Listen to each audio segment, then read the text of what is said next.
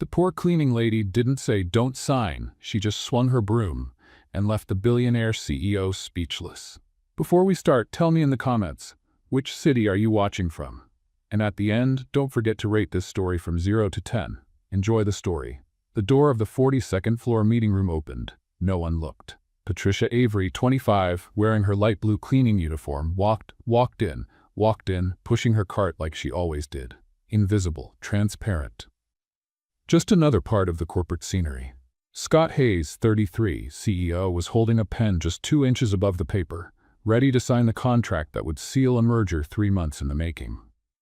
Gerald Pritchard, vice president of acquisitions at Arkline Capital Holdings, was smiling, that confident smile of someone who thinks he's already won.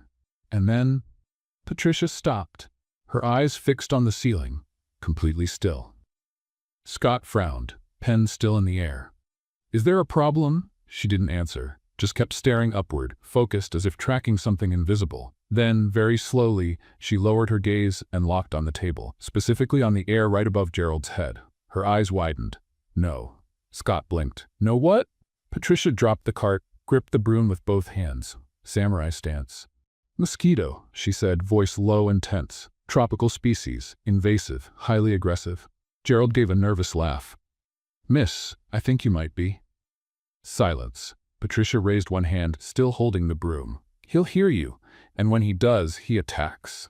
Scott slowly put the pen down. "Are you serious right now?" Patricia never looked away from her invisible target. "Mr. Hayes, with all due respect, I'm saving lives here." Then, moving like a secret agent on a mission, she began circling the table. Slow, calculated. The executives glanced at each other. Gerald whispered to Scott, "Is she okay?" "I don't know." Scott replied, eyes still on her. Patricia climbed onto a chair. Yes, climbed. In full uniform, broom in hand, completely focused. She balanced herself, eyes fixed on the ceiling, and whispered like a National Geographic narrator. "Rare species, unusual size, probably carrying serious tropical diseases." She tilted her head. "I see stripes, definitely a problem." One of the executives raised his hand timidly. I don't see anything." Patricia slowly turned her head, pure disappointment in her eyes. "Of course you don't, sir. They're fast, trained, they know when they're being watched." Scott rubbed his face. This can't be happening.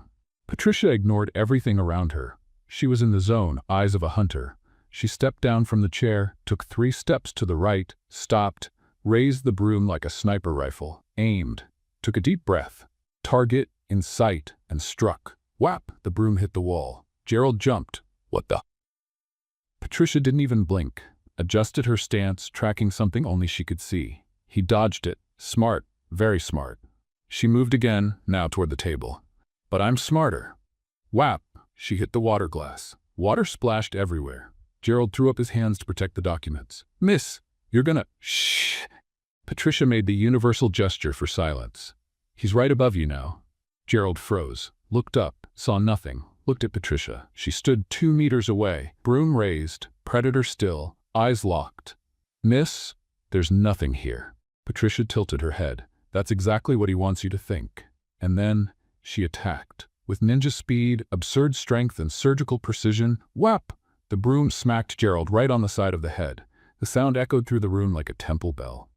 Gerald toppled out of his chair, literally, arms flailing, eyes wide, a strangled gasp escaping his throat. Thud. He hit the floor, dizzy, staring at the ceiling, trying to process what had just happened. Complete silence. Scott stood frozen, pen still midair. The other 2 executives looked like statues. Patricia slowly lowered the broom, looked down at Gerald, nodded, satisfied. "Done. Neutralized." Gerald groaned, holding his head. You hit me." Patricia crouched, keeping exactly 30 inches between them, and looked at him with genuine concern. "You fell when you got startled, sir? Perfectly normal. Tropical mosquitoes can cause panic reactions." Gerald tried to get up, but was still dizzy. "What mosquito?"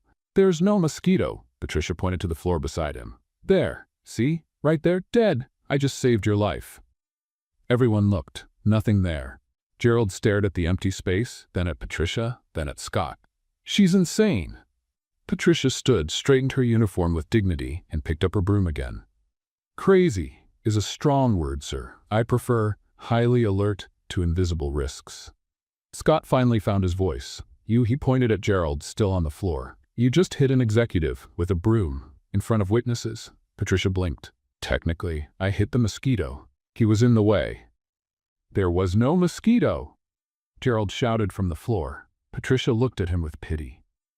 Denial is common after insect-related trauma. I recommend rest and plenty of fluids.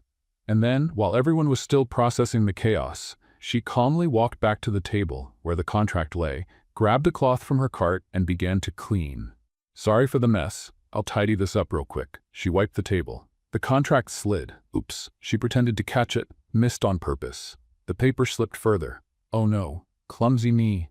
Whoosh! The contract fell off the table. In mental slow motion, it spun through the air and landed directly in the trash can, with a perfect rip. Diagonal. Right across the words, Executive Merger Authorization, Capital Transfer Agreement. Patricia looked at the trash can, looked at Scott, shrugged. Accidents happen. Gerald, still on the floor, exploded. She destroyed the contract, on purpose. I'll sue. You'll leave. Scott's voice cut through the air like ice. Now, Gerald turned pale. Scott, we had a deal. Had. Scott pointed to the door. Meeting's over. Everyone out. The executives glanced at each other. No one moved. Scott took one step forward. I said out. They bolted. Gerald tried to stand, but stumbled. One of his colleagues grabbed his arm and dragged him out, still muttering about lawsuits and insanity. The door closed. Silence. Scott stood in the middle of the room, staring at the torn contract in the trash. 3 months of negotiations, 15 lawyers, 7 meetings, destroyed by a janitor, a broom, and a mosquito that didn't exist. He took a deep breath, turned slowly toward Patricia. She was calmly putting the cloth back in her cart, as if nothing had happened. You. His voice was dangerously low. With me. Now. Patricia nodded, grabbed the broom, and pushed the cart toward the door.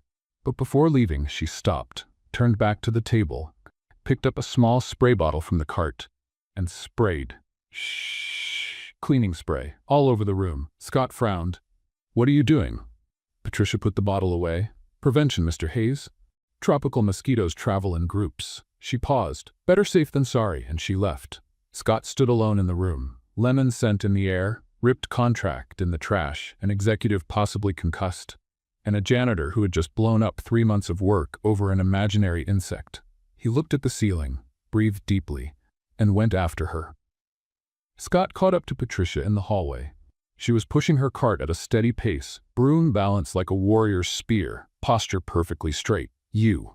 His voice echoed. Patricia stopped, didn't turn, just stopped. Yes, Mr. Hayes? Turn around. She turned slowly, keeping the cart between them like a natural barrier. Scott stopped 3 meters away. Perfect suit. Jaw tight, eyes stormy. You just assaulted an executive, destroyed $1 million contract, and sprayed cleaning solution all over my conference room like you were sanitizing a crime scene. Patricia blinked. Technically, sir, I neutralized a biological threat, prevented a risky corporate decision, and ensured proper sanitation of the environment. Pause. All within protocol. Scott rubbed his face. What protocol? Mine. He gave a short, humorless laugh. Of course, your protocol. Patricia straightened her broom. Mr. Hayes, with all due respect, you need to listen to me right now. Listen? Scott took a step forward. You just caused a corporate disaster and you expect me to. You were about to sign your own downfall. Silence. Scott froze. Patricia held his gaze, steady, unafraid. That contract was fake, and you were 2 seconds away from handing control of Hayes West to the wrong hands. The hallway temperature dropped 5 degrees. Scott stepped closer. Patricia stepped back. Same distance kept. He frowned. Why do you keep backing away? 75 centimeters, sir. Personal safety protocol. You have a distance protocol. I do. Scott blinked, shook his head, returned to the point. And how do you know that contract was fake? Patricia glanced around. Empty hallway, cameras off in this section. She knew because she cleaned here every Tuesday. Not here. She pushed the cart toward the service elevator. Come with me. Scott hesitated, just for a second, then followed. The service elevator descended in heavy silence. Scott stood on one side, arms crossed. Patricia stood on the other, broom in hand, staring at the digital floor display. He looked at her. Why are you glued to the wall? 75 centimeters, sir. That's ridiculous. It's safe. Safe from what? Patricia didn't answer. The elevator stopped at the basement. The doors opened. Service area. No cameras. No people. just gray hallways, the smell of concrete and detergent. Patricia stepped out first. Scott followed. She walked toward a quiet corner, far from any doors or passageways. Stopped, turned around. Scott stopped exactly 2 meters away. Explain, now. Patricia took a deep breath. She held the broom tightly, not as a weapon but as an anchor. File room, 3rd floor, yesterday, 6:47 p.m. Scott frowned. What about the file room? I was cleaning. Her voice was calm, steady. 2 men came in, they didn't see me. No one ever does when I'm cleaning floors. Scott stepped forward. She didn't back away this time. And they talked about infiltrating the West Branch, about a clean contract the old Hayes will never suspect, about how 3 months of preparation are finally going to pay off. Scott's breathing grew heavier. Keep going. One of them had a British accent, gray hair, gold ring on his pinky. Patricia paused. The other was younger, nervous, tattoo on his left wrist. He was in the room today, at the door, watching. Scott processed that. Gerald's assistant. Yes, what else did they say? Patricia met his gaze. A name. Scott tensed. What name? She didn't look away. Alexander. The world stopped. Scott staggered back like he'd been punched in the stomach. The color drained from his face. The name echoed in the silence. Alexander. Patricia saw it all. The way his shoulders stiffened, his jaw locked, his eyes filled, for just 1 second, with something she knew well. Panic. He turned around, ran his hands through his hair, took a breath. Once, twice, 3 times. When he faced her again, the mask was back, but cracked. Repeat it. His voice was low, controlled, dangerous, Alexander. Patricia didn't hesitate. They said, Alexander always comes back to finish what he started. And this time, Frederick's son will never see the hit coming. Scott closed his eyes. His hands trembled. Just a little, but they did. You're absolutely sure of what you heard? Absolutely. Why didn't you say it in the meeting? In front of everyone? Patricia gripped the broom tightly. Because if they hear, if he knows someone found out. She paused. I'm invisible, Mr. Hayes, and I'd like to stay breathing. Scott swallowed hard. She was right, and he hated that she was right. He stepped closer. Instinctively, she stepped back. Scott stopped, looked at the space between them. You really don't let anyone get close, do you? It's not personal, sir. Feels personal. Patricia looked away for a second. Just one. I trusted once before. It didn't end well. Scott nodded slowly. Something in him recognized that. Heavy silence. Then quietly he asked, Do you know who Alexander is? No, but judging by your face... Patricia looked at him. I'd say he's someone you wish you'd never hear about again. Scott let out a bitter laugh. No humor. No life. His voice was tired, defeated. He tried to take my father's empire 10 years ago. Almost succeeded. Destroyed half the company. Ruined careers, families, lives. A long pause. My mother discovered his plan, gathered evidence. She was going to bring it to the board. Patricia waited. Scott looked away. She disappeared. During a storm at sea, went out alone on her boat, never came back. He swallowed. They never found the body. My father never recovered. He turned to ice. And I learned that trusting people costs too much. The silence hurt. Patricia gripped the broom handle. I'm sorry. Scott nodded, still not looking at her. Alexander was removed. Quiet deal. He left the country, swore never to return. But men like him, they never forget. And now he's back. Yes. Scott finally looked at her. And I don't know who else is on his side.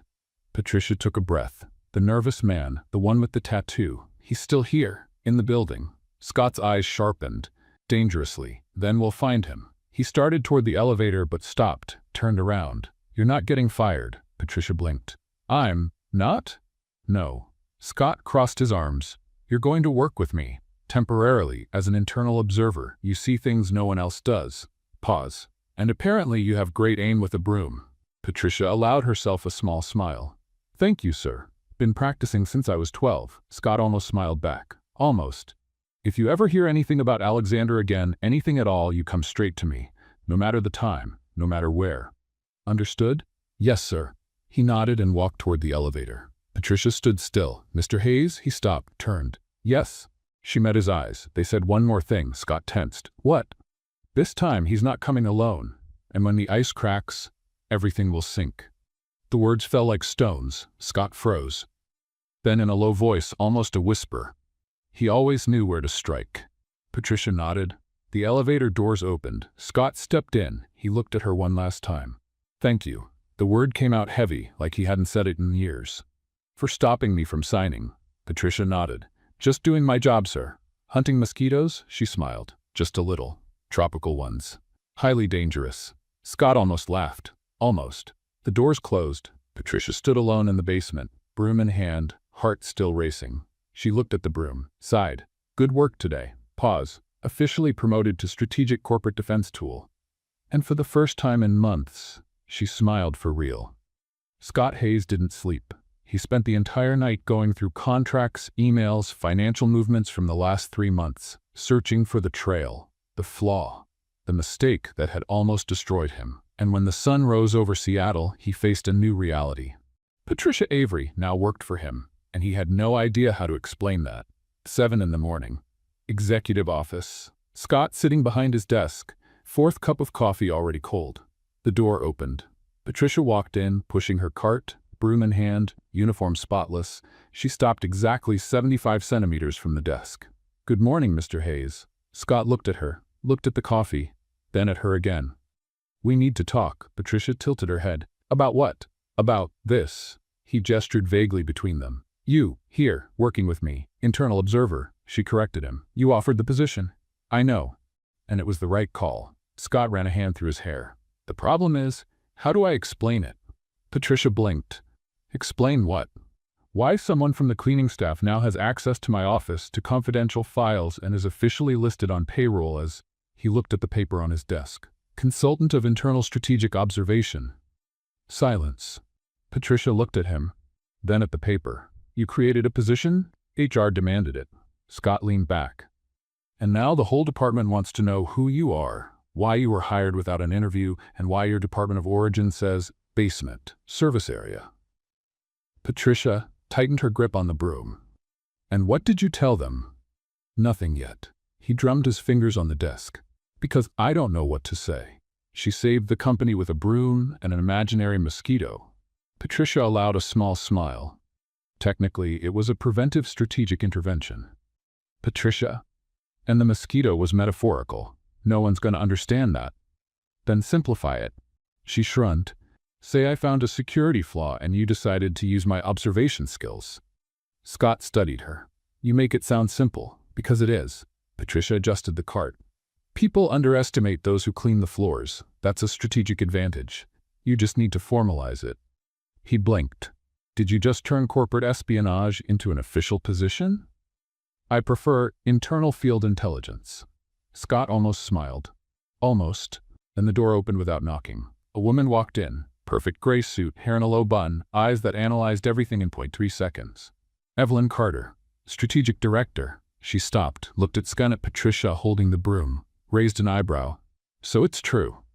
The mosquito lady now has an executive badge." Scott straightened immediately. "Evelyn, I can explain." "No need." Evelyn crossed her arms. "I read the legal report. The contract you almost signed? Time bomb. Hidden clauses. A disguised transfer of control." She paused. "If you had signed it, Hayes West would have been dismantled in 90 days. Heavy silence. "And who spotted that?" Evelyn looked straight at Patricia. "You?" Patricia held her ground. "Yes, ma'am." "How?" I listened. Her voice steady. "Conversations in hallways, archive rooms, places where no one notices who's cleaning." Evelyn studied her. 3 full seconds. Then something changed in her gaze. Recognition. Silent approval. "You read people. Not a question. A statement." Patricia nodded slowly. "Yes, ma'am. Micro-expressions, behavior patterns. Those too."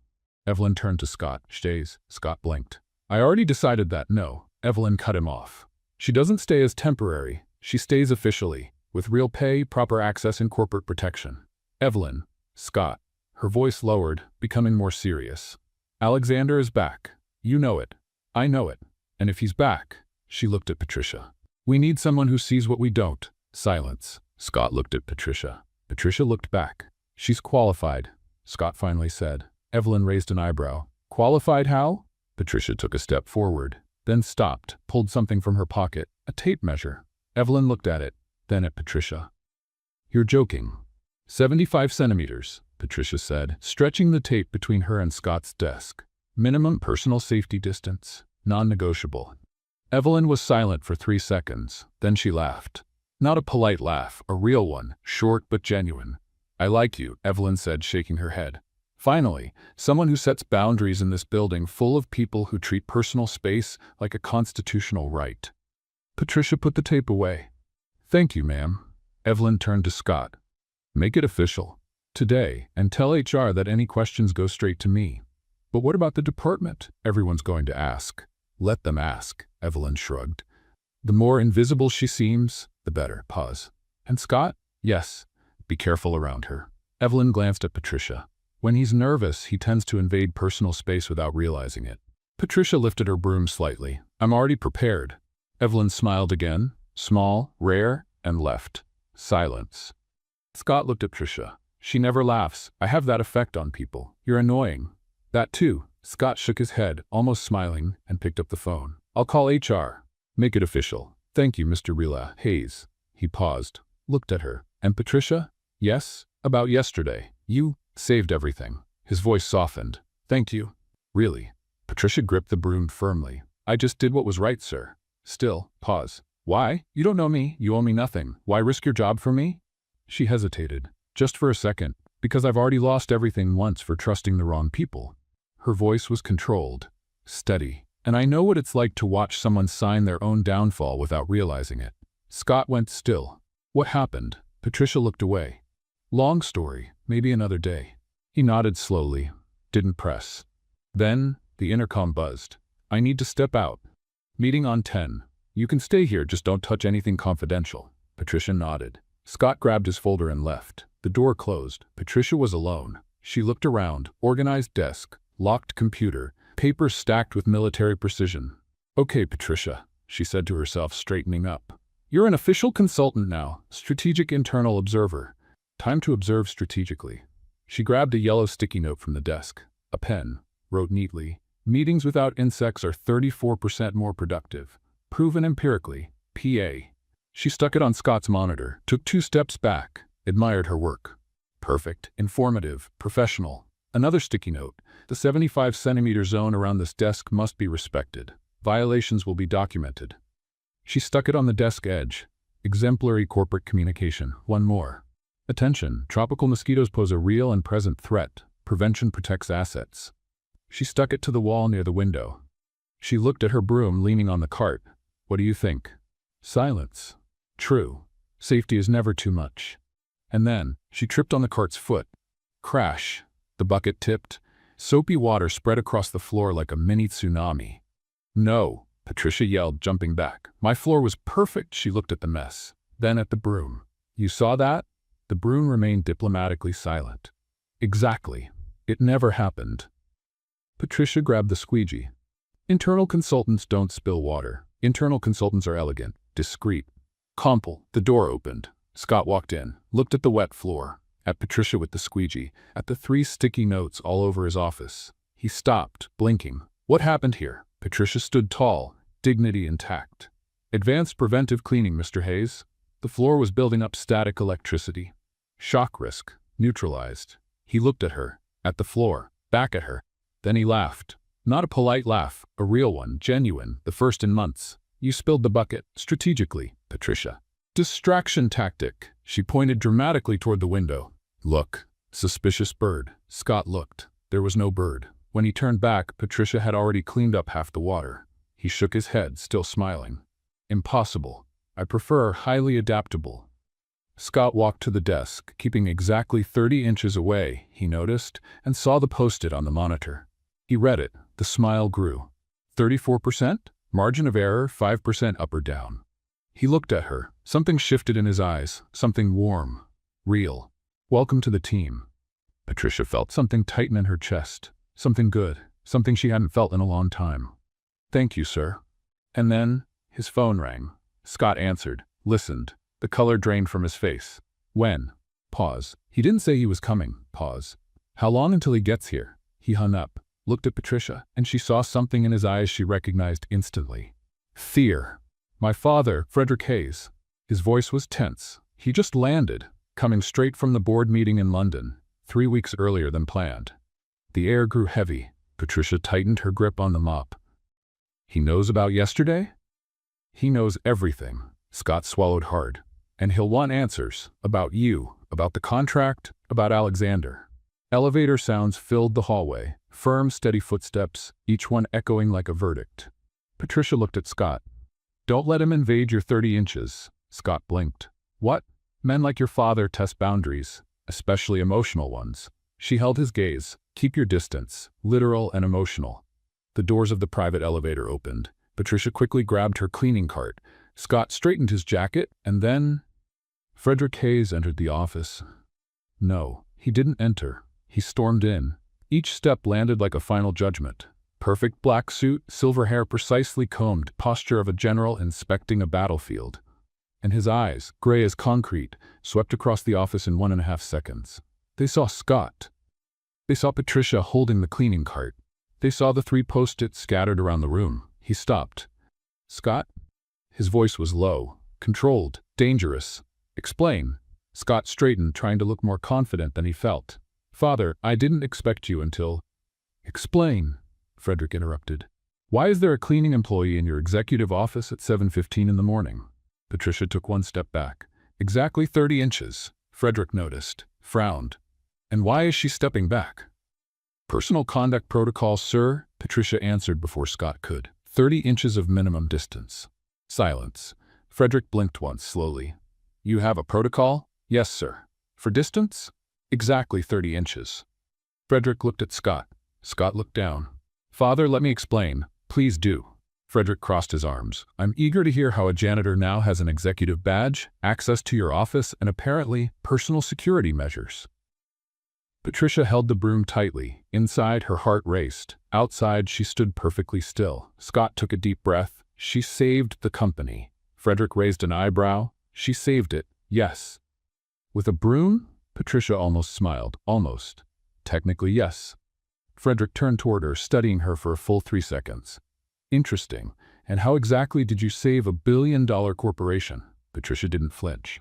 By stopping Mr. Hayes from signing a fraudulent contract that would have transferred controlling shares of Hayes West to a shell investment group operated by his brother. The air left the room. Frederick froze. Scott closed his eyes. Patricia. Alexander, she continued, her voice steady.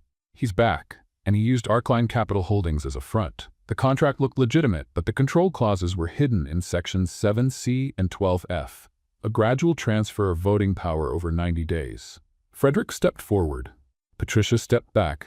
Distance maintained. He stopped, looked at the space between them. You're serious? Completely, sir. And how did you discover this? I overheard it, Patricia said, locking eyes with him. Records room, 3rd floor. 2 men discussing the operation. They mentioned the name Alexander. They said the old Hayes will never notice, and they mentioned the deadline, yesterday. Frederick processed that. Scott watched, tense. You have proof? The legal department confirmed the hidden clauses, Patricia said without breaking eye contact. And I can identify the 2 men I heard. Frederick turned to Scott. Is that true? Scott nodded. Every word. The contract was a time bomb. If I'd signed it, he paused, we would have lost everything in 3 months. Heavy silence. Frederick looked at Patricia again, reassessing her. You're observant. Yes, sir. And discreet. Invisibility is a strategic advantage. Frederick almost smiled. Almost. Smart. He turned to Scott. She stays? Yes. Officially. As an internal consultant. Frederick nodded slowly. Good. He took another step toward Patricia. She stepped back. He stopped. You really don't let anyone get close. It's nothing personal, Mr. Hayes. It's survival. Something crossed Frederick's face. Recognition? Respect. I see. He turned to Scott. We need to talk. Alone. Patricia nodded, grabbed her cart, and quickly left the room. The door closed. She stopped in the empty hallway. Took a deep breath. Her hands were shaking. Okay. You just faced the most intimidating man in the Western Hemisphere, she told herself, fixing her uniform, and survived, with dignity, and 75 centimeters intact. She looked at her broom. Did you see that? He's got the energy of an iceberg, one that judges other icebergs for melting. The broom stayed silent. Exactly. Imposing. She pushed her cart toward the service elevator, pressed the button, waited, and then crash. The cart hit the wall, the bucket tipped over, soapy water exploded across the floor like a cartoon scene. No, not again, Patricia yelled, jumping back. I'm a consultant now. Consultants don't spill buckets. She looked at the mess, then at the broom. This was your fault. The broom remained neutral. Of course. Always innocent. She started cleaning, muttering to herself. I deal with billionaires whose egos are the size of Montana, but I trip over a cart. Perfect. Completely professional. Inside the office, Frederick stared at Scott. Alexander's back. Not a question. Yes. And you didn't tell me. I only found out yesterday. Frederick turned his back, looking out the window at Seattle waking up. Your mother found out last time. His voice was low, controlled, but heavy. And she paid the price. Scott swallowed hard. I know. Do you? Frederick turned sharply. Do you know what it's like to lose someone because you believed the truth would be enough? Dad, feelings don't protect anyone, Scott. Frederick took a step closer. Logic protects. Strategy protects. Control protects. Emotion? Emotion makes you vulnerable, and vulnerability, he paused, sinks you. The words hit deep. Scott clenched his fists. She saved me, Patricia. Without her, I would have lost everything. She did her job. She did more than that. Scott held his father's gaze. She took a risk, for me, for us. Without knowing me, without owing me anything. Frederick studied his son. You're starting to trust her. I am. Be careful. Frederick turned back to the window. Trust is a luxury men like us can't afford. Scott felt his chest tighten. Anger, sadness, exhaustion, and loneliness? Is that something we can afford? Frederick didn't answer. Scott's phone rang. He looked at the screen. Unknown number. He answered. Hayes. Silence on the other end. Then a distorted electronic voice. Ghost capital movement detected. Offshore company. 3 transfers in the last 48 hours. Registered name, Alexander Hayes. The line went dead. Scott lowered the phone slowly. Frederick turned around. What is it? Scott looked at him, face pale. It's already started. The document flickered on the screen. Patricia tilted her head, narrowed her eyes, and saw it. A single pixel. Literally 1 pixel out of place in the CFO's digital signature. Found it, she whispered. Scott, seated exactly 90 centimeters away, she had measured 3 times. Looked up. Found what? Patricia pointed to the screen without touching it, keeping a safe distance. The signature. Section 14B of the quarterly report. It was digitally altered. 2 hours earlier, Scott had dragged an extra desk into his office. Patricia had arrived carrying a tape measure, 3 potted plants, a small cactus, and her broom. Scott stared at the collection. What is all this? Emotional safety barrier. Patricia started positioning the plants strategically between the desks. Visual boundary for personal space, highly effective. You brought a cactus. He's the supervisor. She set it in the middle. Any perimeter invasion, he supervises. Scott rubbed his face. This can't be real. 75 centimeters, Mr. Hayes. Patricia pulled out her tape measure, measured, frowned. 68, unacceptable. She pushed her desk back 7 centimeters. Measured again. 75, perfect. She looked at the cactus. Good job, supervisor. Scott looked at her, then at the cactus, then back at her, and gave up trying to understand. Let's work. Now, 2 hours later, Patricia was pointing at the screen with a pen, still without touching it, maintaining a 15-centimeter buffer from the monitor. Look at the edge of Richard Castellano's signature. There's a microscopic break in the stroke of the letter C. She zoomed in. That doesn't happen in a genuine digital signature. It's an overlay. Someone edited it. Scott leaned in. Violated the 75. Violation! Patricia shouted, shoving the cactus between them like a barricade. Scott stepped back, hands up. Sorry, I just wanted to see. See from a distance. Always from a distance. She adjusted the cactus back into place. The supervisor doesn't like to be moved without prior notice. Scott shook his head, trying not to laugh. You just talked to the cactus. Hierarchical respect is important.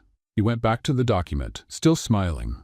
If the signature was altered, that means the CFO never approved this report. Or he did, and someone changed it later to hide something. Scott crossed his arms. Financial movements. The call mentioned ghost capital. Patricia nodded. Offshore companies. Gradual transfers. Small enough to avoid automatic alerts. Big enough to... She paused. Drain an empire. Heavy silence. Scott looked at the screen, at his reflection in the glass. My mother found something like this, 10 years ago. His voice came out low, distant.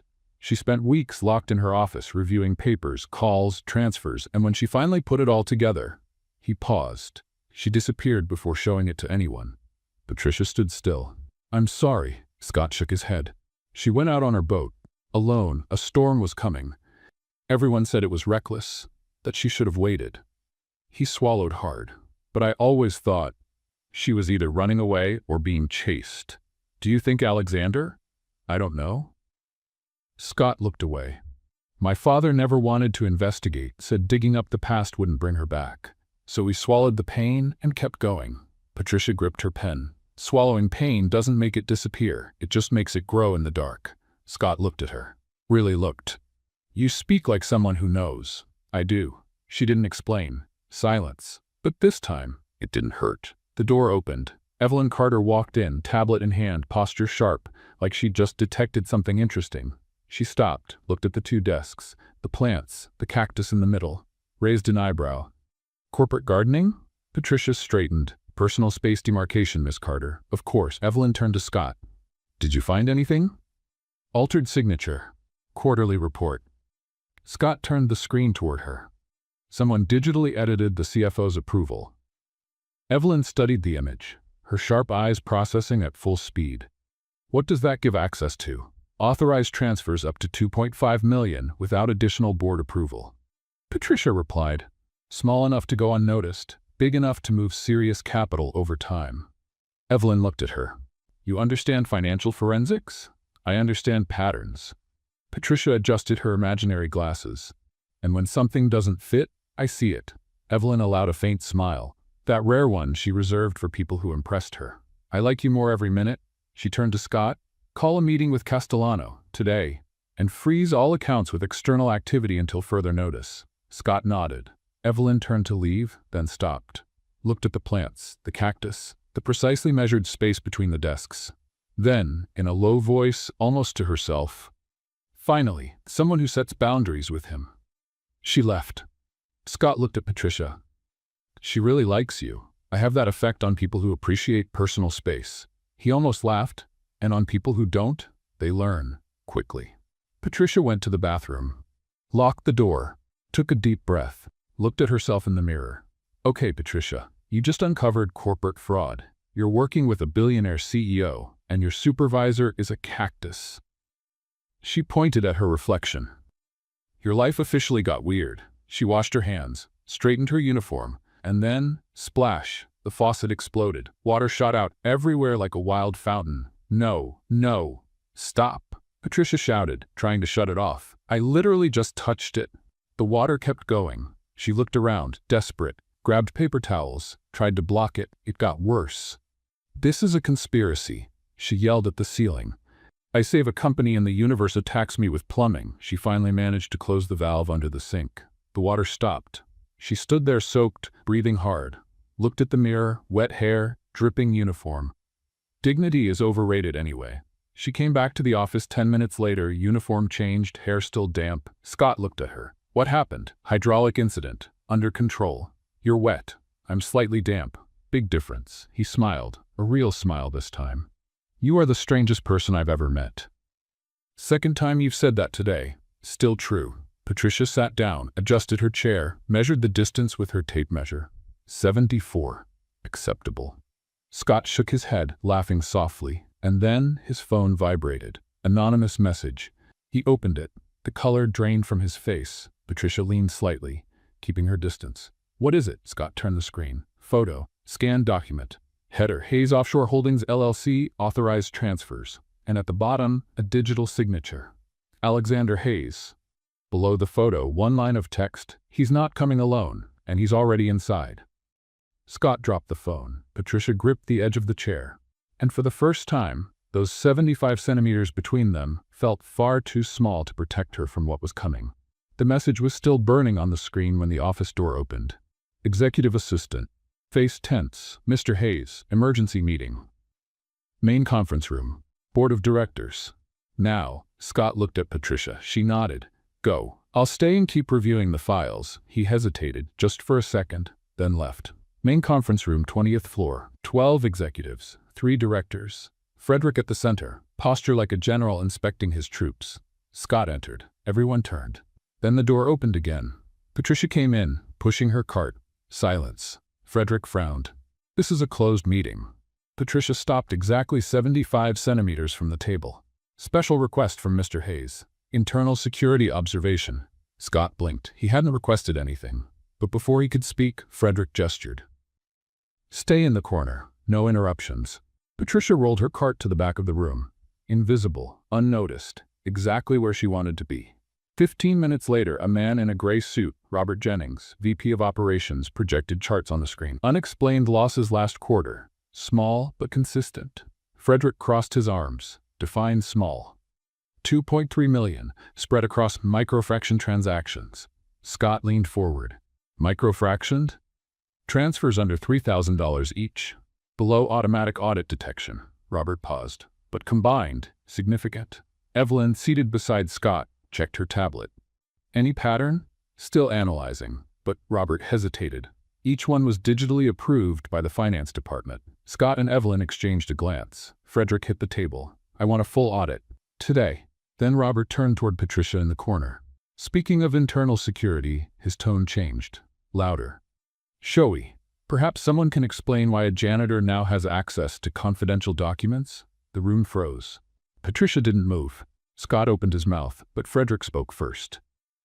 She was hired as an observation consultant. At my direct recommendation. Robert smiled. The kind of smile that came prepared. Of course. The famous consultant who last week attacked an executive with a broom and destroyed a $1 million contract. Soft, uneasy laughter spread across the room. Patricia tightened her grip on the cart handle. Scott tried to step in. Robert, that's not. And now, Robert went on, ignoring him. Rumors say she sabotages documents, tears papers, disrupts meetings. He looked right at her. Maybe we should question if hiring cleaning staff for strategic roles is really the best corporate decision. The silence was thick. Patricia took a deep breath, held her ground, then, calm and steady. I saved this company from signing a fraudulent contract. I identified hidden clauses, and I prevented a total loss of corporate control. Pause. If that's sabotage, then yes, I'm guilty. Robert gave a short laugh. Of course, the sweeper who saved the empire. Convenient story. The word cut deep. Sweeper. Patricia's chest tightened, but she didn't look away. Scott stood up. Robert, that's true? Robert crossed his arms. Or are we letting a contract worker with delusions of importance handle sensitive information? He stepped toward her. She stepped back. He moved closer. Personally, I find it concerning that personal space violation, Patricia shouted, pulling a measuring tape from her pocket. The entire room jumped. She extended the tape between them. 52 centimeters, unacceptable. Step back immediately. Robert stared at the tape, then at her, then at the others, and laughed, loudly, cruelly. She's measuring distance with a tape measure. He turned to Frederick. This is who you hired. A lunatic obsessed with personal space who carries construction tools in her pocket. Laughter followed. Not much, but enough to sting. Patricia slowly retracted the tape, hands trembling slightly, and looked at Scott. Waiting. He was standing there, mouth open, eyes flicking between her and Robert. But he didn't speak, hesitated, just 3 seconds. But they felt endless. And Evelyn saw it. She saw everything. She saw Scott frozen. Patricia waiting, the moment breaking. Frederick slammed the table. Enough. Meeting adjourned. Audit proceeds. Robert, my office, now. The room cleared quickly. Scott took a step toward Patricia. Patricia, she shook her head, small, controlled. Excuse me, Mr. Hayes, I need to finish my cleaning route. And she left, dignity intact, but her eyes burned. Hallway, empty. Patricia pushed the cart, breathing steady, steps firm. She reached the service elevator, pressed the button, waited. Then, alone, she leaned against the wall. It's okay, Patricia. You've been through worse, she whispered to herself. You survived betrayal, abandonment, being called too sensitive and emotionally unstable. This is just... Her voice trembled. More of the same. She looked at the broom on the cart. You saw that? He didn't say a word. 3 seconds. Just 3. But it was enough to remind me why I keep 75 centimeters between me and everyone else. The broom, as always, remained neutral. Exactly. Trust is a luxury I can't afford. The elevator arrived, the doors opened. She stepped in, and just as the doors began to close, Scott appeared running down the hall. Patricia, wait, she saw him, faced forward, pressed the button, the doors closed. Scott's office. 10 minutes later. Evelyn walked in without knocking. Scott stood by the window, hands in his pockets, posture defeated. I ruined everything. Yes, Evelyn didn't sugarcoat it. You did. He turned. I was going to defend her, I swear I was. But you didn't. Evelyn crossed her arms. You hesitated, and she saw it. Scott ran a hand through his hair. I don't know how to do this, Evelyn. My father never... No one ever taught me how to protect someone emotionally. Only corporately, strategically. Then learn. Fast. Evelyn stepped closer. Because that woman just left this building believing you're ashamed of her. And if you don't fix that, you'll lose her. Scott swallowed hard. She didn't even let me speak, because words won't be enough now. Evelyn turned to leave. You need to prove it. Publicly, the way she needed you to back there. The door closed. Scott was alone. He looked at the sticky note still on his monitor. Meetings without insects are 34% more productive. And something broke inside him. Bus stop, Main Street. Patricia sat there, uniform spotless, Broom by her side, staring at the street without really seeing it. The bus arrived. Doors opened. She didn't move. The bus left. Another came. She stayed seated. Then a voice behind her. You planning to stay here all night? Patricia didn't turn. Maybe. Evelyn sat beside her, keeping exactly 75 centimeters of distance. Patricia noticed, almost smiled. He hesitated. Patricia said softly. Just 3 seconds, but I saw it. He hesitated because he never learned any different. Evelyn looked straight ahead. His father taught control, strategy, ice, but never humanity. Patricia quickly wiped her eyes. That's no excuse. It's not, Evelyn agreed, but it's an explanation. And he's broken upstairs. Silence. Then he'll have to learn on his own. Patricia stood up, picked up the broom. Because I'm done teaching people how to respect me. I've done that before. Didn't end well. Evelyn stayed seated, watching Patricia walk away, then quietly to herself. He'll learn, or he'll lose the best thing that's ever happened to him. Patricia walked down the sidewalk and didn't look back. Scott entered the elevator, angry, not at Robert, not at the meeting, at himself. He hit the lobby button harder than needed. The doors closed, he punched the wall. Idiot! His voice echoed in the tight space. 3 seconds, just 3 stupid seconds and you couldn't? The elevator descended in condemning silence. When the doors opened on the ground floor, he ran. Main Street, Seattle fog wrapping everything. Scott stopped on the sidewalk looking around, empty. She was gone. He pulled out his phone, dialed, voicemail, dialed again. Nothing. Damn it. He ran a hand through his hair. Damn it, damn it, damn it. Then he saw her, 2 blocks away. Small figure, blue uniform, broom in hand, walking slowly. Scott ran. Patricia sat at the bus stop, alone. On the bench, Broom by her side, staring at the street as if the world had gone gray. It's okay, Patricia, she said softly to herself. You're strong, you're independent. You don't need a billionaire CEO to validate your existence. She looked at the broom. Right? The broom didn't answer. You're mad at me too now? Silence. Great. Even my broom abandoned me. And then, splash. A car hit a massive puddle right in front of her. Dirty water exploded like a tiny tsunami, hit her square on. Patricia froze, soaked, hair dripping, uniform drenched. She looked up at the sky. Seriously, she yelled. I already had a bad day. This wasn't necessary. Another car passed. More water. Stop! I get the metaphor. She wiped her face with her sleeve, looked at the broom, now soaked too. We look like one of those sad movie commercials. The only thing missing is actual rain. It started raining. I said not to start. And then a voice behind her. Patricia. She froze. She knew that voice, turned slowly. Scott stood about 15 feet away, suit half-soaked, hair plastered to his forehead, breathing hard from running. They looked at each other, mist drifting between them, soft rain falling. Patricia stood up and grabbed the broom. Mr. Hayes. Scott took a step forward. She stepped back. He stopped. Please, just listen. Patricia tightened her grip on the broom. No need to explain, sir. I understand. Corporate politics, image, hierarchy. Her voice came out steady, cold. I'm just the janitor who dared to dream too big. You're not just anything. Scott took another step. You saved the company. You saved me. And you let me be humiliated in front of everyone. The words cut deep. Scott swallowed hard. I know, and he took a deep breath. I have no excuse. I froze and you paid for it. Patricia looked away. Why did you come after me? Because I messed up, and because... He paused. You didn't deserve that. She let out a bitter laugh. Of course I didn't, but it happened, and you watched. I know. 3 seconds. Patricia shouted, her voice breaking. That's all I needed. 3 seconds of you saying, "She's with me," but you didn't. You just stood there, frozen, while I sank. Scott took another step. Patricia raised the broom between them. Literally, horizontally, a physical barrier. 30 inches, Mr. Hayes. He looked at the broom, then at her. Even now? Especially now. Scott stopped, respected the distance. "I'm sorry." His voice was low, sincere. "I don't know how to do this, protect someone emotionally. My father no one ever taught me, but I want to learn." He met her eyes. "Let me learn, with you." Patricia's hands tightened around the broom. "I survive, Mr. Hayes. I always have. But I don't stay where I'm not respected. I've done that before. I won't do it again." The words hit like stones. Scott felt something crack inside him. "You're leaving?" "I'll stay at the job. I need the money." She straightened her posture. "But the consulting? The partnership? That's over. You have Evelyn. You have your father. You don't need me." "I do."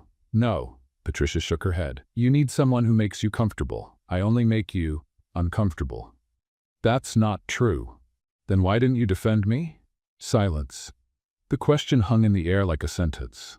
Scott opened his mouth, closed it again. No answer would be enough. And then, movement from the corner of his eye. Evelyn Carter was leaning against a lamppost about 30 feet behind him, watching. She didn't speak, didn't move closer, just looked at Scott with that expression that said it all. "Either you fix this now, or you lose her forever." Scott swallowed hard, turned back to Patricia. "Come back with me," he said, voice firm, steady, "to the office, to the team. And this time, let me protect you. The right way, publicly, in front of everyone."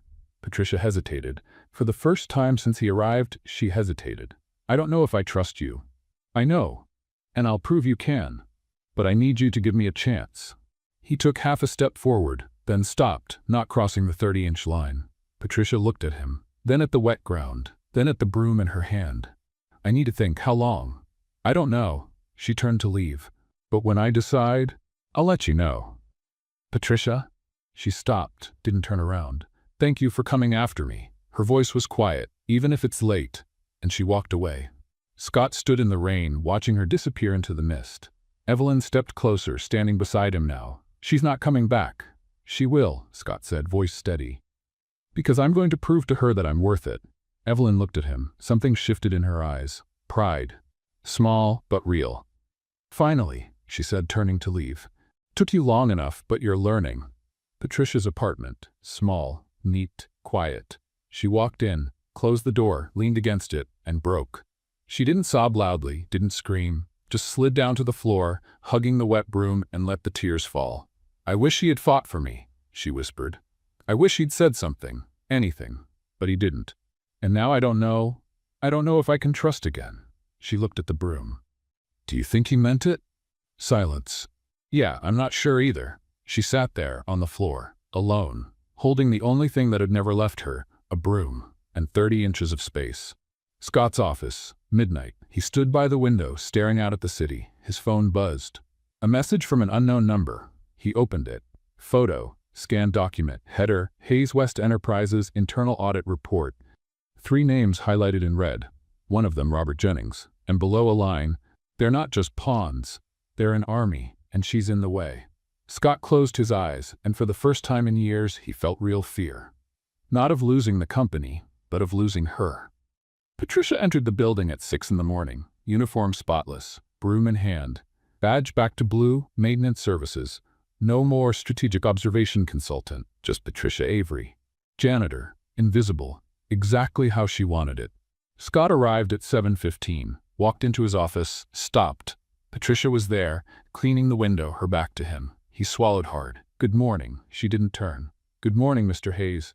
The formality stung. Scott closed the door, took 2 steps forward. "You came back. I work here." Patricia kept cleaning. "Maintenance contract is still active, but as a regular employee." "Patricia, 75 centimeters, Mr. Hayes." He stopped, looked at the space between them. 2 meters. "I'm far enough." "Prevention." Scott almost smiled. "You increased the perimeter?" Temporarily, until further notice, he ran a hand through his hair. "Okay, fine. I respect that." Pause. "But can we talk? Professionally?" Patricia finally turned and looked at him. "About what?" "Alexander, the financial traces. I need your help. You have Evelyn and your father and a whole team of analysts. None of them see what you see." Patricia looked away. I'm not a consultant anymore, Mr. Hayes. I'm a janitor. And janitors don't analyze corporate documents. You saved this company and got humiliated for it. She put the cloth away. So now I just clean. It's safer. Scott opened his mouth to respond. The door opened. Evelyn walked in, tablet in hand, serious expression. Scott, we need to… She stopped, saw Patricia. You're back. As a regular employee, Miss Carter. Evelyn studied her for 3 seconds. I see. She turned to Scott. Suspicious activity. 3 offshore accounts. Gradual transfers. Right. Total amount $6.2 million. Scott tensed. When? The last 72 hours. Patricia stopped adjusting her cart. Shell companies? Evelyn looked at her. Yes, registered in the Cayman Islands. Paper trail looks clean, but the pattern, she hesitated, is identical to 10 years ago. Scott closed his eyes. Alexander. Patricia looked between them, took a deep breath. May I see the documents? Scott and Evelyn both turned to her. You don't have to. Scott started. I know I don't have to, Patricia shouted, then stopped, breathed. Sorry, I know I don't have to, but if someone's using the same method from 10 years ago, there's a pattern, and patterns are my specialty. Evelyn handed her the tablet. Page 5. Transfer section. Patricia took it. Read. Her eyes moved fast. Stopped. Here. Transfer of $450,000, date March 14th. Receiving company, Meridian Holdings LLC. And… Scott leaned in. Patricia stepped back automatically. He stopped. Sorry. Meridian Holdings. Patricia continued. It's a subsidiary of Arcline Capital, the same company behind the fake contract. Silence. Evelyn took the tablet back. Checked. She's right. Scott looked at Patricia. How did you? I read. A lot. She shrugged. And I have a photographic memory for weird names and numbers. That's… Scott shook his head. Amazing. It's useful. Evelyn almost smiled. I'll trace Meridian. See how many other subsidiaries exist. She turned to leave. Stopped. Patricia, yes ma'am. I'm glad you came back, even if it's just as a regular employee. And she left. Silence. Scott looked at Patricia. Thank you. You're welcome. Do you want to keep helping, officially? No, Patricia, I'll help. She cut him off. Because Alexander is dangerous and because… Pause. Your mother deserved justice, but I won't be a consultant, I won't be a partner. I'll be a temporary collaborator. Scott nodded slowly. I accept the terms, and I keep my 75 centimeters. No argument. Patricia grabbed her cart. Great. I'll be back in an hour with coffee and more analysis. She left. Scott stood there alone, looked at the space where she had been, and for the first time in days, he smiled. An hour later.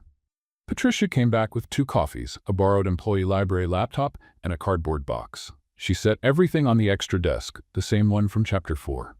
Scott looked at the box. What's that? Patricia opened it. Took out a potted plant, the supervisor cactus, 3 large pencils, and a small traffic cone. Emotional safety barrier, version 2.0. Scott blinked. You brought a traffic cone. Visual signaling is important. She began arranging the objects strategically between the 2 desks. Scott watched, trying not to laugh. The cactus is back. It never left. It was just on medical leave. Cactus gets medical leave? Everyone deserves a break, Mr. Hayes. Even supervisors. Scott lost it. He laughed out loud. Patricia looked at him surprised. What? You? He shook his head. You're the most ridiculous person I've ever met. Thank you. Again, that wasn't a compliment. And again, I'll take it anyway. He smiled. She almost smiled back. Almost. Scott sat down, picked up the coffee. Thank you. You're welcome. 2 spoons of sugar, right? He froze, cup in the air. How do you know that? I observe. Patricia sat, adjusted her chair, pulled out the tape measure, measured. 76. Acceptable. She looked at the cactus. Good job, supervisor. Perimeter secure. Scott looked at the cactus, looked at her. You just praised a cactus. It deserves recognition. Patricia, the cactus is the emotional security department, Mr. Hayes. Respect the hierarchy. Scott laughed again, and Patricia finally smiled. Small, but real. The invisible line between them got a little thinner. 2 hours later, Patricia pointed at the screen. Found another one. Different company. Same pattern. Scott leaned in. He crossed 60 centimeters without noticing. Patricia pushed the plant between them. Violation. He stepped back, hands up. Sorry, I swear I didn't notice. That's exactly why the plant exists. Scott looked at the plant, looked at her, sighed. Are you going to train me like a dog with an invisible fence? If it works, yes. He shook his head, laughing softly. Okay, fair. Patricia pointed again, this time from a distance. 300,000 transfer. Company Olympus Trade LLC. Same date, same source. Scott checked. You're right. Again, I know. How do you do that? Patricia hesitated. Numbers make sense. They always have. She paused. People are complicated. But numbers don't lie. Scott looked at her. You trust numbers more than people. Numbers never betrayed me. The sentence landed heavy. Patricia, no, she cut in, voice low. I know what you're going to say, that not everyone betrays you, that it's worth trusting. But I heard that before, and it ended. Badly. Scott stayed quiet. What happened? Patricia looked away. I trusted too much, loved too much, and when I realized he was gone with my best friend and my bank account was empty, silence. I'm sorry. She looked at him. That's why the 75 centimeters. It's not about you, it's about survival. Scott nodded slowly. I get it. You do? I do. He held her gaze. My mother disappeared. My father turned to ice, and I learned that trusting hurts too much. So I keep my distance too. Mine just doesn't have a tape measure. Patricia almost smiled. Maybe it should. Maybe. They stayed like that, looking at each other, invisible line humming between them. And then, Scott's computer beeped. Security alert. He opened it. The color drained from his face. What is it? Patricia leaned in. Scott turned the screen. Unauthorized access detected. Personal files. Folder Isabel Hayes, 11:47 p.m. PST. Patricia swallowed. Someone accessed your mother's files? Scott nodded, hands shaking. From inside the company, his phone rang. He answered. Hayes. Distorted voice on the other end. You're not the only one who misses her, Scott, and soon you're going to understand why. The line went dead. 10 at night. Empty office. Just dim lights and fog stuck to the window. Scott typed fast, reviewing access logs. Patricia was at the desk next to him, cross-checking data in an improvised spreadsheet. The cactus supervisor watched. Silent. Judgy. Access was at 11:47 p.m. Scott said without taking his eyes off the screen. Internal IP. Finance department. How many people have access to that folder? 7, including me, my father, and Evelyn. Patricia stopped typing, so 4 people who shouldn't be there. Exactly. She went back to the spreadsheet. Finger sliding over the screen. Names? Scott read the list. Patricia marked each one. And then she stopped. This one.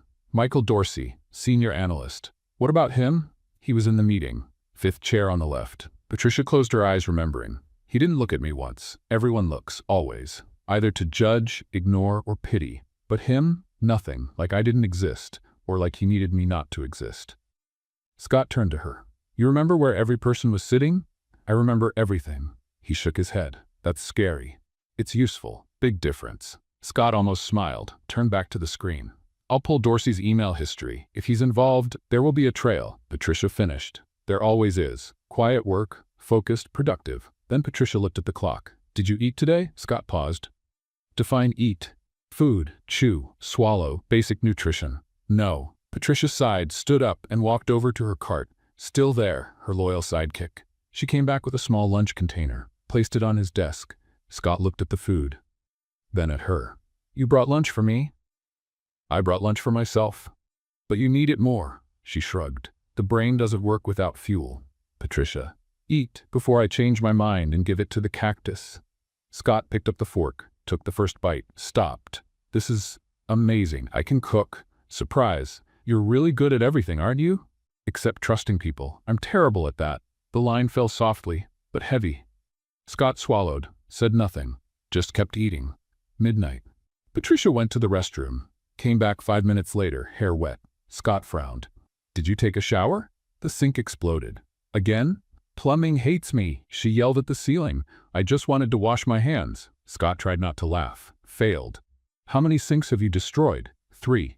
And it's not my fault they have structural self-esteem issues. He lost it. Laughed out loud. Patricia sat down, still damp, fixing the cactus that had fallen over. Sorry, supervisor. Hydraulic incident. Scott looked at her talking to the cactus. You realize you're talking to a plant, right? He understands, unlike some people. Touché. She smiled, a small one, and went back to work. 1 a.m. Patricia stood to grab paper from the printer. Scott leaned to see her document. She turned. They were only 40 centimeters apart. Patricia froze. Mosquito, she shouted suddenly, waving her hands between them. Scott jumped up. Where? There. Did you see? She pointed at nothing. Tropical. Dangerous. Scott looked around, saw nothing. looked back at her. Patricia realized what she had done. False alarm. She stepped back quickly. 75 centimeters restored. Scott blinked, processing. Then it hit him. You made up a mosquito because I was too close? Emergency protocol. Patricia, it worked, didn't it?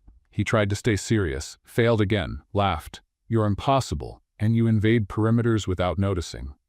Fair. They looked at each other, still laughing. The invisible line trembled. 2 a.m. Patricia opened a drawer looking for a paperclip. Saw something. Stopped. An old maritime map, folded, carefully kept, handwritten notes along the edges, rotes marked. A date, August 2015. She didn't touch it, just looked and understood. Scott noticed. You found it. Sorry, I didn't mean to. It's fine. He stepped closer, stopped at 75 centimeters.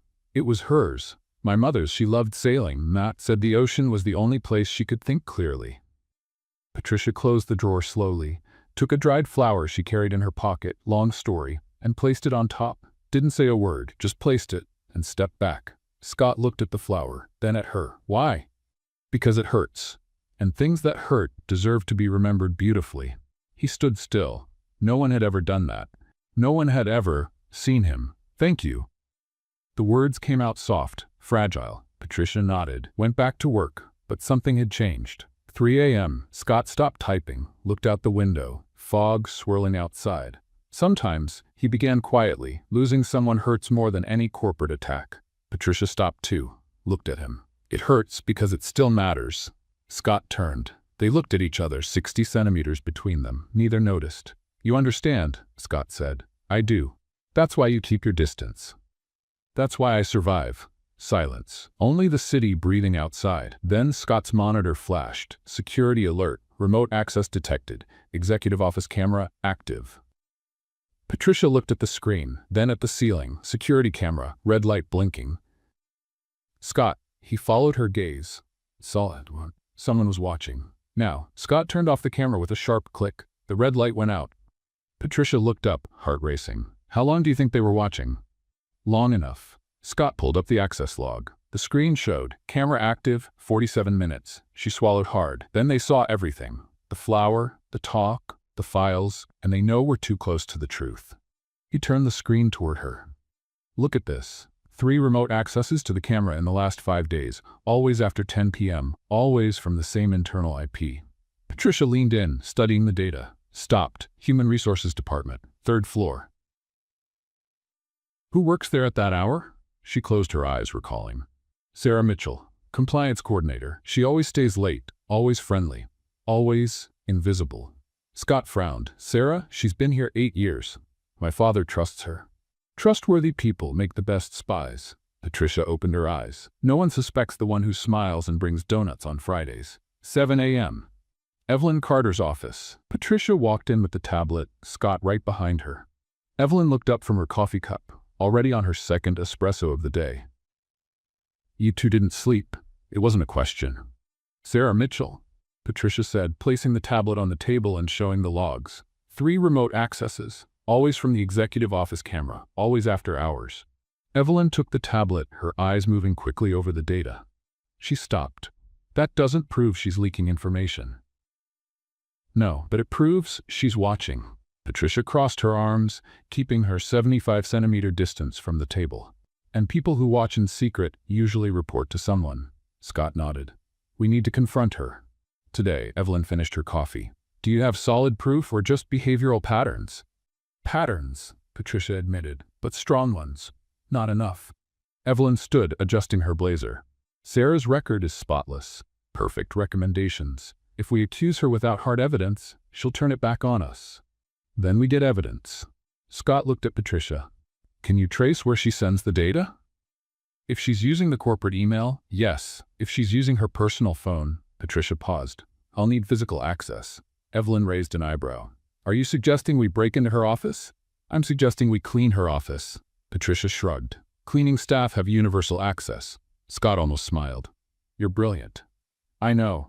2 hours later, 3rd floor, Sarah Mitchell's office. Patricia walked in, pushing her cart, broom in hand, uniformed and invisible as always. Sarah was at her desk, typing quickly, a friendly smile appearing when she saw Patricia. Hi. Sorry for the mess, I'm just finishing reports. She pointed to the pile of papers. You can clean all you want. No problem, Miss Mitchell. Patricia started sweeping, eyes scanning the room discreetly. Desk organized, computer locked, phone face down beside the keyboard. Sarah kept typing, but Patricia noticed. She checked her phone every 15 seconds. Nervous pattern. Patricia accidentally bumped the cart. The bucket wobbled, water splashing near Sarah's desk. "Oh, I'm so sorry," Patricia shouted, dramatically grabbing rags. "I'm a total disaster today." Sarah jumped up, pulling her papers away. It's okay. And in those 3 seconds of distraction, Patricia saw it. A notification on the phone. Message open. Contact name AH. They know about the accesses? Delete everything. Patricia memorized it, kept cleaning like nothing had happened. All done. Sorry again. She pushed the cart toward the door. Sarah smiled, but the smile didn't reach her eyes. No problem. Have a nice day. Patricia left, heart racing. 10 minutes later, empty stairwell. Patricia stopped, leaning against the wall, taking a deep breath. Okay, Patricia, you just saw an incriminating message. Initials AH. She looked at the broom. Alexander Hayes. It has to be. The broom stayed silent. You agree, or are you just being polite? Silence. I'll take that as agreement. She pulled out her phone and called Scott. I found something. AH just messaged her. Delete everything. Where are you? Stairwell. 5th floor. Stay there, I'm coming up. Conference room. 15 minutes later. Scott, Patricia, Evelyn, and Frederick. Sarah had been called in for routine clarification. She walked in smiling, but her eyes were already scanning for exits. Frederick crossed his arms, posture cold as ice. Sarah, we need to talk about the remote accesses. Her smile faltered. Accesses? Security cameras. Executive office. Scott placed the report on the table. 3 times. Always you. Sarah blinked, processed, then attacked. She looked straight at Patricia. It was her, wasn't it? The paranoid janitor. She gave a nervous laugh. Look, I know you've been promoted or whatever, but accusing long-term employees without proof is slander. Patricia stayed composed, didn't respond. Sarah kept going, voice rising. I access cameras because I handle compliance audits. It's part of my job. But of course, the mop girl comes up with a conspiracy and everyone believes her. Scott hesitated. Just a second. Looked at Patricia, then at Sarah. And Patricia saw it. Her chest tightened. Not again. She took a step back, that invisible line returning, thicker, stronger. Sarah noticed the hesitation, smiled, confident. See? Even Mr. Hayes doubts you, because this is ridiculous. Then Evelyn stood up, slowly, eyes sharp as a blade. Sarah, you just made a mistake. She pulled out her own tablet, turning it toward Sarah. Compliance audits don't include executive cameras. That's IT's responsibility. You don't have that clearance. Sarah's smile died. And more. Evelyn swiped on the screen. We traced your personal network. 3 encrypted data transfers. Destination, an offshore server in the Cayman Islands. Registered under the name Alexander Hayes. Silence. Sarah turned pale. Evelyn leaned over the table, her voice low and sharp. Never underestimate the person who cleanses what you can't see. Sarah opened her mouth, closed it, tried to leave. Frederick blocked the door. Security's been called. You're not leaving. Hallway. 20 minutes later. Patricia stood alone, leaning against the wall, shaking slightly. Scott approached and stopped exactly 30 inches away. You were right. Again. I know, Patricia. You hesitated.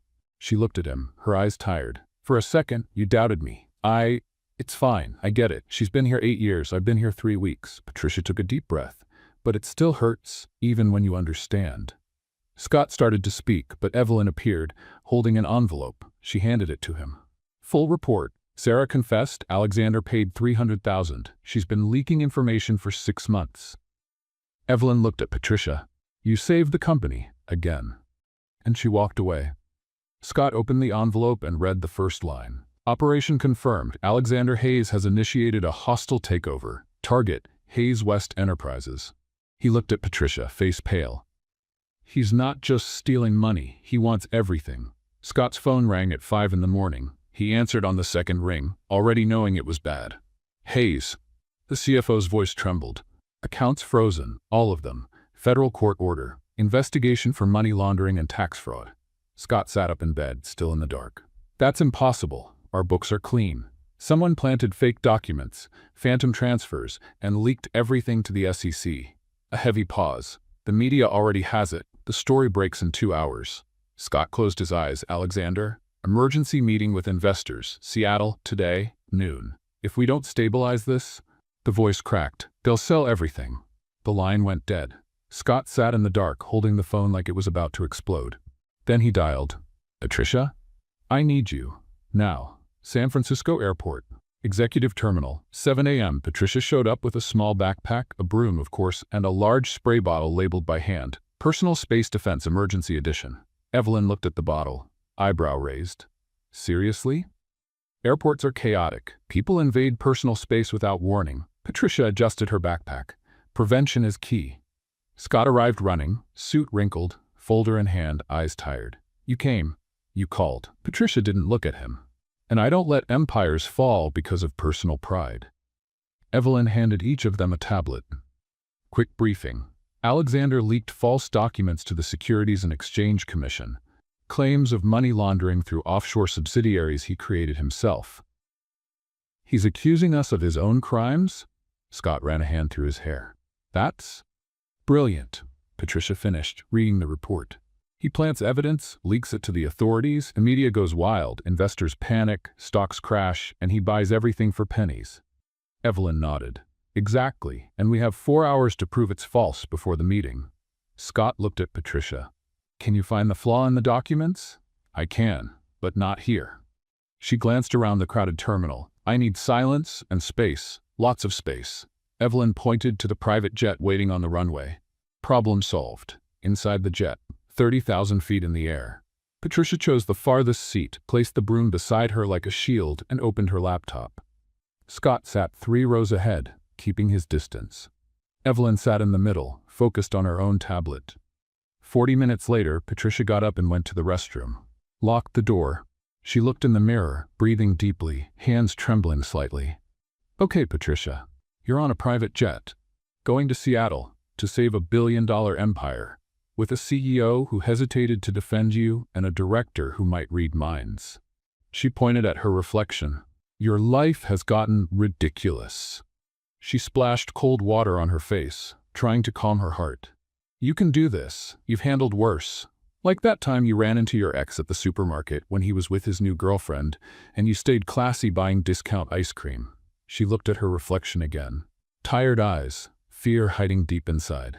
But what if you trust again and it goes wrong again? Her voice came out soft, breaking.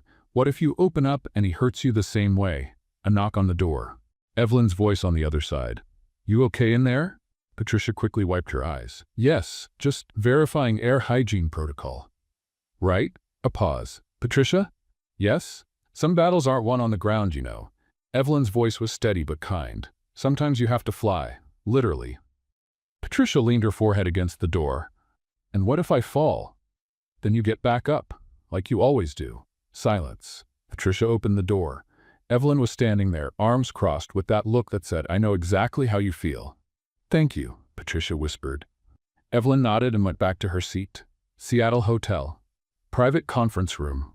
11 a.m. Patricia spread documents across the table.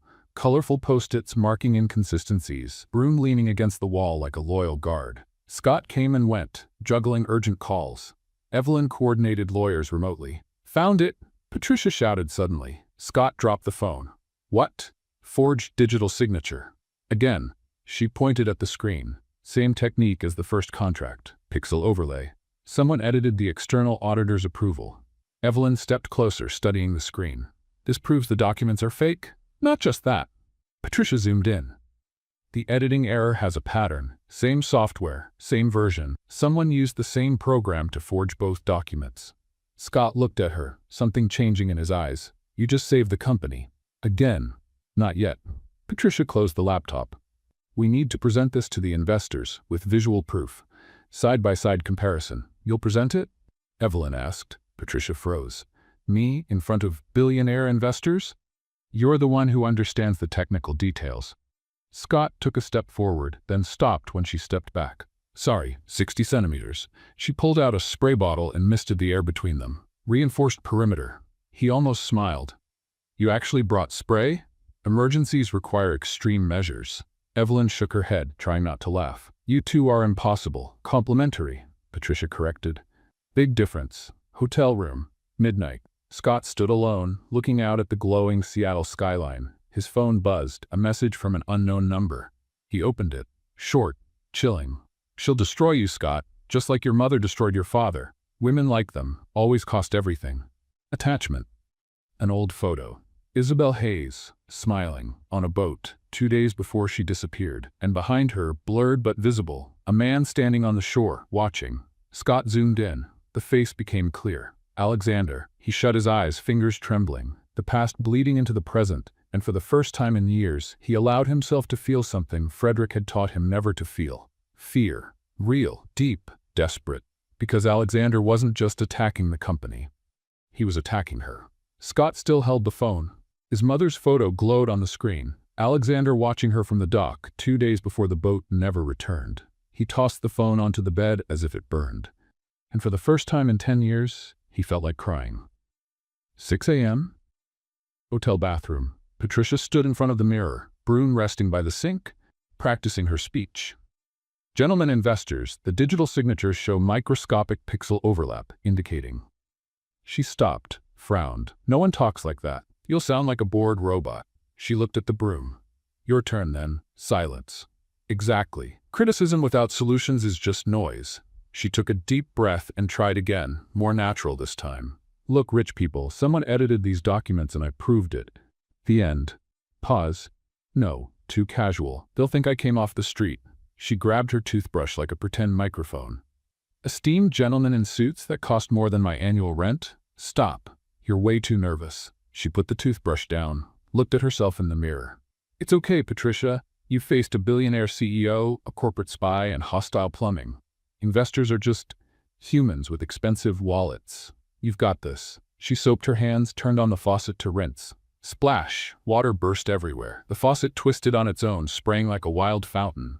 "No, not again," she shouted, trying to shut it off. "I swore plumbing and I were at peace." She finally closed it, drenched head to toe, stood there dripping, staring at the ceiling. "This is persecution. The global plumbing network has a conspiracy against me." Hotel conference room. Noon. 12 investors, gray, black, navy suits, serious faces, the kind of posture that decides the fate of empires before lunch. Scott stood in the center. Evelyn to his right. Patricia, hiding behind a decorative plant in the corner. She whispered to her Broom. "Strategy, stay invisible until the right moment, like a ninja, corporate ninja." An investor, white hair, designer glasses, the air of "I've seen everything," hit the table. "Mr. Hayes, leaked documents show illegal transfers, offshore accounts, money laundering." He crossed his arms. "Why shouldn't we sell our shares right now?" Scott took a deep breath. "Because those documents are fake." Murmurs. "Fake?" Another investor, younger, let out a cynical laugh. "How convenient." "Not convenient. Probable." Evelyn opened the tablet. "Forensic analysis confirms. Digital signatures were altered. Same technique used in a previous corporate fraud attempt." "And who conducted this analysis?" The white-haired investor raised an eyebrow. "Independent audit? Court-appointed experts?" Heavy silence. Scott looked toward the corner, toward the plant, toward Patricia hiding behind it. She shook her head. "No, don't expose me again." He held her gaze and made the decision. It was her. Scott pointed. "Patricia Avery, strategic observation consultant." Everyone turned. Patricia closed her eyes. "Here we go." She stepped out from behind the plant, broom in hand, standing straight, ignoring the looks that said, "Who let the cleaning lady in?" The young investor burst out laughing. "You brought the janitor to present a forensic analysis?" "She's not the janitor." Scott stood. "She found fraud that 15 lawyers missed. Twice. Convenient." The white-haired investor looked at Patricia like she was a defective product. "And how do we know she isn't making this up to protect you?" Patricia felt her chest tighten. "Here it comes." But then, Scott stepped forward, looked at each investor, one by one. "Because when my company was about to sign its own destruction, she risked her job to stop me. When everyone ignored the signs, she saw them. And when I hesitated to trust her..." His voice broke. "She kept fighting. Not for me. For the truth." Absolute silence. Patricia stood frozen, heart racing. Scott turned to her. Met her eyes. "If you doubt her, you doubt me. And I'm standing here because she saw what no one else did." The room changed, the air changed. The young investor opened his mouth, then closed it. Evelyn looked at Scott, something like pride flickering in her eyes. Patricia felt something break inside her, but in a good way. Warm. May I present? Her voice was steady. The white-haired investor nodded. Skeptical, but he nodded. Patricia opened her laptop, projected the image on the screen. External auditor's signature, quarterly fiscal report. She zoomed in. Pixel discontinuity here and here. Digital edit, Adobe software, 2019 version. That proves nothing.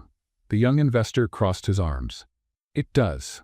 Patricia opened another file, because the real auditor uses different software and signs by hand, always. It's his personal protocol. He has 300 authentic signatures on record, none digital, all handwritten, scanned. She placed them side by side, fake document versus real one. The difference was obvious. Silence.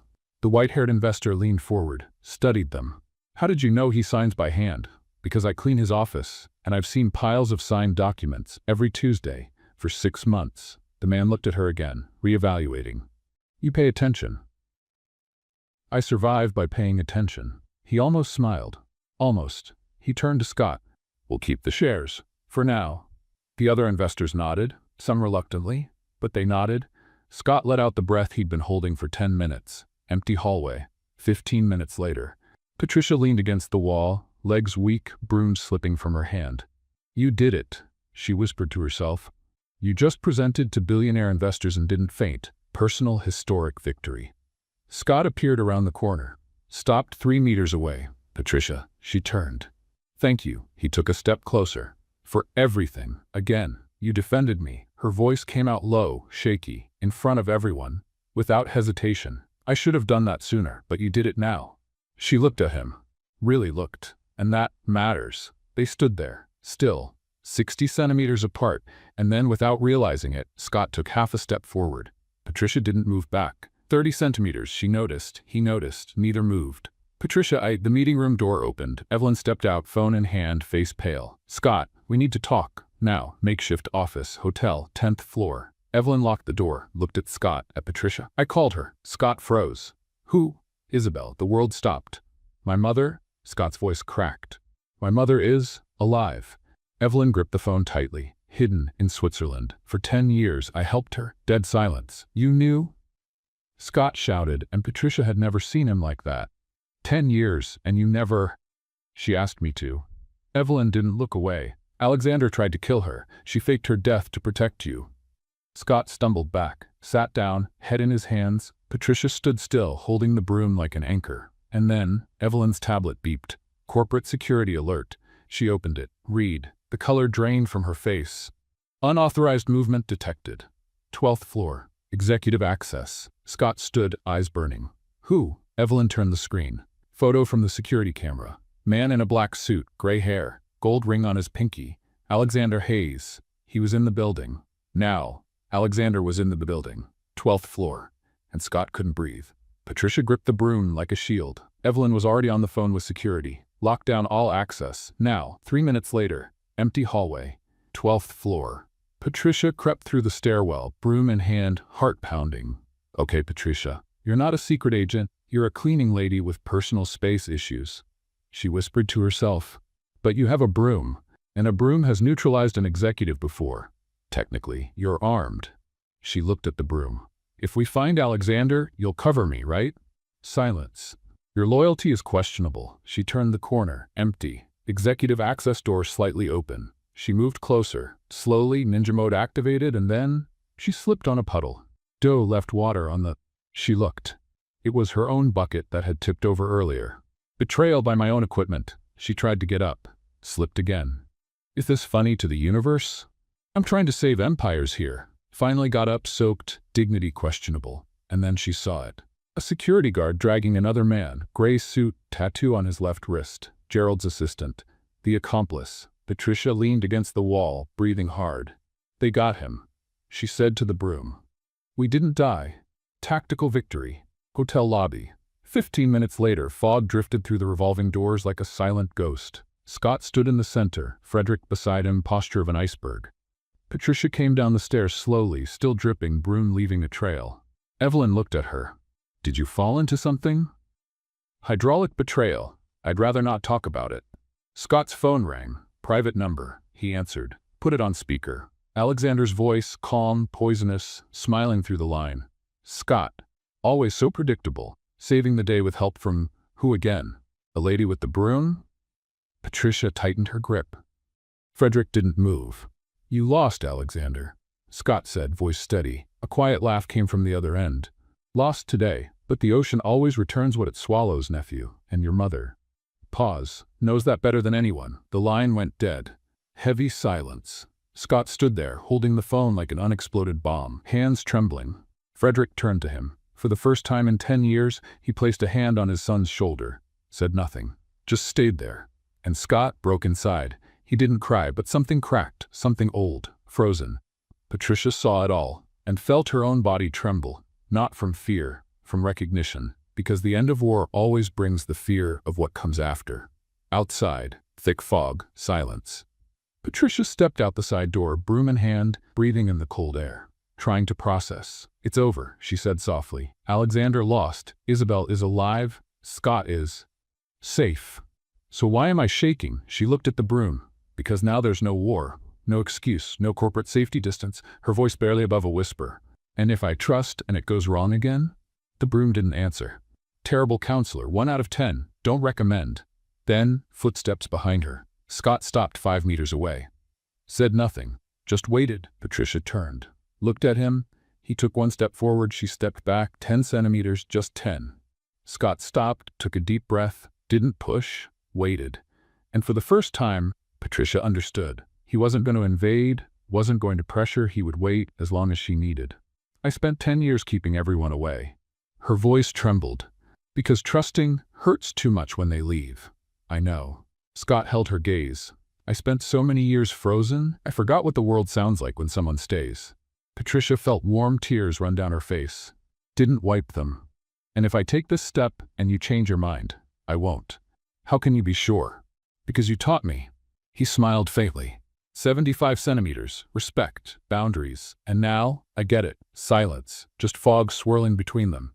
Patricia looked at the broom, at him, at the empty space, and decided not to run. She took the last step. 75 centimeters became 0, and slowly, with a trembling hand, she touched his. Warm skin, real, solid. Scott closed his eyes, like it was a miracle. You stayed, he whispered. I don't run when someone learns to stay. Patricia smiled, tears falling. And you did. He laced his fingers with hers, gentle, patient, no rush, no fear, and for the first time in years, neither of them was alone. Hotel entrance, 10 meters away. Evelyn watched through the window, tablet forgotten in her hand, a rare half-smile on her lips. Silent victory, she murmured, the best kind. Frederick appeared beside her, looked at the scene, his son holding the hand of the woman with the broom. He didn't speak, didn't criticize, just watched. And something inside his chest, something frozen for 10 years, cracked.